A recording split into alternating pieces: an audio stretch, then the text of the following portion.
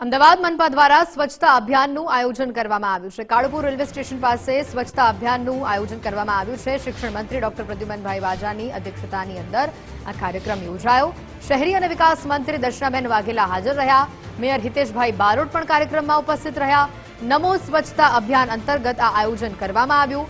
વૃક્ષારોપણ કાર્યક્રમ બાદ સફાઈ અભિયાનમાં લોકો જોડાયા। દર મહિનાના પ્રથમ રવિવારે આ અભિયાન હાથ ધરવામાં આવશે। ખાસ કરીને જે આ કાર્યક્રમનું આયોજન કરવામાં આવ્યું હતું સ્વચ્છતા અભિયાન તેની કેટલીક તસવીરો પણ સામે આવી છે। કાળુપુર રેલવે સ્ટેશન પાસે આ સ્વચ્છતા અભિયાનનું આયોજન કરવામાં આવ્યું। શિક્ષણ મંત્રી ડોક્ટર પ્રદ્યુમનભાઈ વાજાની અધ્યક્ષતામાં આ કાર્યક્રમ યોજાયો। શહેરી વિકાસ મંત્રી દર્શનાબેન વાઘેલા પણ કાર્યક્રમમાં ઉપસ્થિત રહ્યા। આ સાથે અમદાવાદ શહેર મેયર હિતેશભાઈ બારોટ પણ કાર્યક્રમમાં ઉપસ્થિત રહ્યા હતા। વૃક્ષારોપણ કાર્યક્રમ બાદ સફાઈ અભિયાનમાં તમામ લોકો જોડાયા। દર મહિનાના પ્રથમ રવિવારે આ અભિયાન હાથ ધરવામાં આવશે।